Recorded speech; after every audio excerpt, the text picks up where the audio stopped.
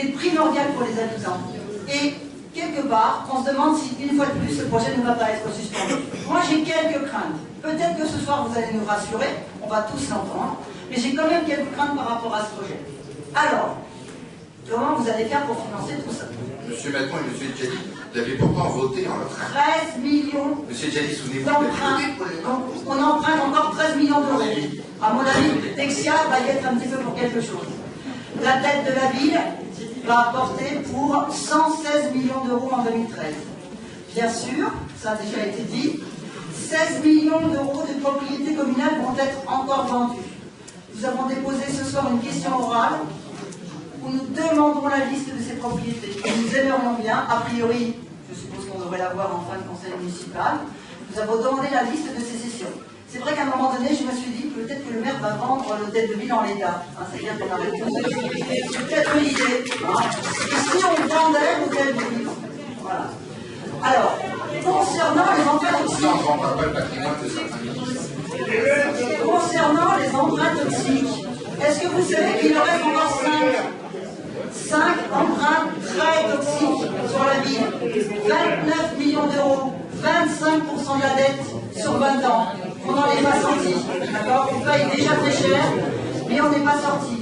Nous également, nous réitérons ce soir notre demande de renégocier, de ne pas renégocier à des coûts prohibitifs ces emprunts. Est-ce que nous demandons que vous refusiez de payer les intérêts, refuser de payer les intérêts et aller au tribunal? J'aimerais bien aussi que ce soir, on entende que vous allez au tribunal. Alors, quelques petits éléments. On l'a déjà annoncé, Madame Péchy. Annoncez-le ce soir. Alors, quelques lignes aberrantes. C'est-à-dire que quand vous épluchez le budget, vous voyez des choses énormes. La ligne eau, énergie, électricité, chauffage urbain, carburant. La facture est passée de 1 900 000 euros à 2 600 000 euros. Augmentation en un an de la facture énergie, en gros, une augmentation de 30% en un an. 600 000 euros de plus. Attendez là, il faut que vous m'expliquiez. Vous avez remarqué que le prix des carburants a ouais, pardon, ça attendez, vous allez me dire. Ouais, 30%. Il y a peut-être quelques qui sont à trouver. Alors, pour les employés communaux, c'est pareil, je vous fais une annonce. A été budgété cette année 80 000 euros à des organismes de formation pour que les employés communaux puissent partir en formation. Sauf que nous, qu'est-ce qu'on entend?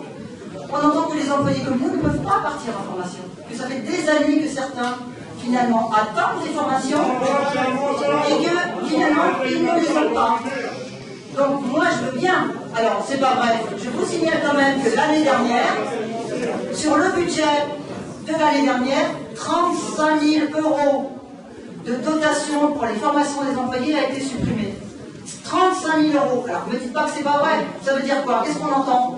Pas que les gens n'ont pas voulu partir. Donc, peut-être que c'est pour ça qu'on a supprimé la suite de 35 000 euros. Alors, je vous rappelle quand même, monsieur Verbeck, que la formation professionnelle, c'est un droit. Et que finalement, quand on y réfléchit bien, elle est en lien avec ce que vous avez appelé tout à l'heure, la haute qualité du service public. C'est-à-dire qu'un personnel formé, c'est mieux pour la haute qualité du service public. Voilà. Alors moi, ce que je sais ce soir, c'est que je sais comment vous dégagez de l'autofinancement. Ça, c'est clair.